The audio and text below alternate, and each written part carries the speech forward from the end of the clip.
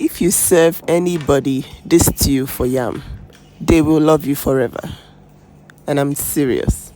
So you're going to need 3 large onions. This is an onions based sauce. You need 2 green bell peppers, 2 carrots, 2 tomatoes, 4 paprikas, and 1 habanero. Just follow these instructions and blend them like this. Trust me, you will be surprised. Okay, because it's a sauce for yam, you're going to peel 1 yam and you're going to debone 1 whole smoked chicken.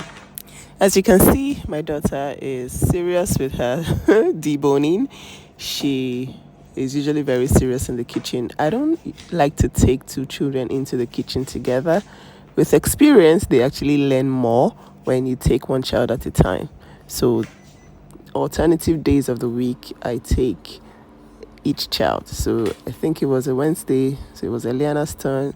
Tuesdays and Thursdays, I take Jaden, and Mondays, Wednesdays, and Fridays, I take Eliana. That way, everything I teach them, they actually learn it. There's no unnecessary playing or talking. We're very serious when we're cooking. So yes, and I give her a task and make sure that she finishes it by herself, no help, and age-appropriate tasks, of course.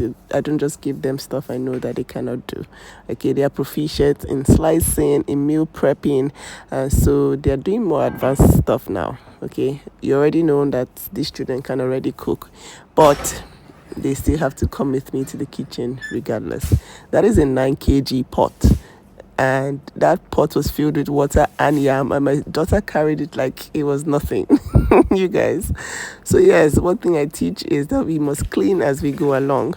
So yes, let us blend the onions, the tomatoes, paprika, bell peppers. So because ideally I like the texture rough, but my food processor, you remember the one I told you was 10 years old? That food processor has, it hasn't spoiled. Okay, there's something wrong with the blades. I need to separate the blade because it got stuck.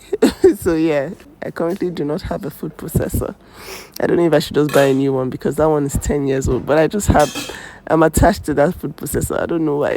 It's like, I mean, it's been there. It's like a symbolic item at this point because I've had it since the first day I was married. So it's like, man, I don't want to give up yet.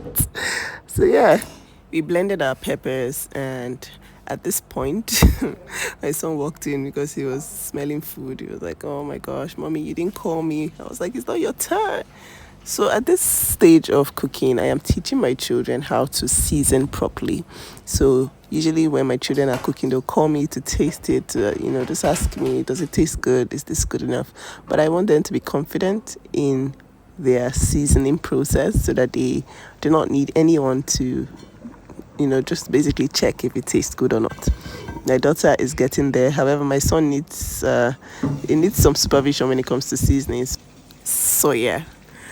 Anyways, the yam was cooked. I like to cook my yam before I start the sauce, but the first thing to do when you're cooking the sauce is add palm oil to a pan and fry that smoked chicken that we deboned. Once you're done frying the chicken, make sure it's dry, like you fry dry, like let it spend like 30 minutes inside that oil. I know what I'm saying. And then once it's ready like this, you take it out of the oil and add that pepper blend that we blended. Then you start to cook it down. After about 10 to 15 minutes, you season with all the spices here. So I used uziza, crayfish, native seasoning, and salt is optional. But yeah, just whatever you like to season with. This is nothing serious, but yeah, you want to do that. Make sure that your spices taste good, everything tastes good, and basically add your crayfish. So I'm teaching my children how to cook native food. So native food is any food that requires crayfish. They are kind of proficient with the Western meals, and even jollof rice, but anything that has to do with crayfish, like our soups and our native sauces, that is what I'm teaching my children now.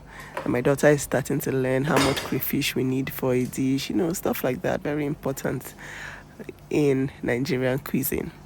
So don't forget to clean your surroundings when you're cooking. The pepper was splashing a bit, so I had to wipe down, all the surfaces that I'd gotten some tomatoes or pepper in them. So now is the time to add the scent leaves. We added that and it was already tasting so amazing. I always have frozen scent leaves in the freezer. Like I buy maybe 1,000 naira scent leaf and I just freeze them after slicing. It comes in very handy. Trust me, takes this sauce to another level. This is my sister's best sauce for yam. You guys have seen her eat this thing in my house so many times. This is parsley. We like to finish with some parsley, and it does help. I love the flavor that parsley gives a meal after. And the heat is turned off right now, and it's time to serve. So if you have cast iron pots, you want to make sure you have these trivets. These things are stands. They help you to protect your cooking surface or your working surface so that you don't damage them with hot pots. Okay, so you can barely find us eat yam without avocados. I always have avocados. On Instagram, they know me as the avocado queen. So yeah, this sauce is perfect with yam and avocados. It's a proper meal. And then we had some watermelon after this. Trust me, this meal was a meal and a half. Brokud loves this sauce so much, and my children don't joke with it. So I wanted you to try it. Go back to the beginning, screenshot the ingredients you need, and try this sauce for yam. Come back and tell me how far. Tell me, because you would definitely love it. Make sure you fry that smoked chicken. They sell smoked chicken in all the supermarkets in Nigeria. Just look for it and try it. It is so, so good. Trust me, you guys. I just wanted to say hi and drop this recipe real quick. Come and tell me what you think about this recipe in the comments. I love you. God bless you. Mwah.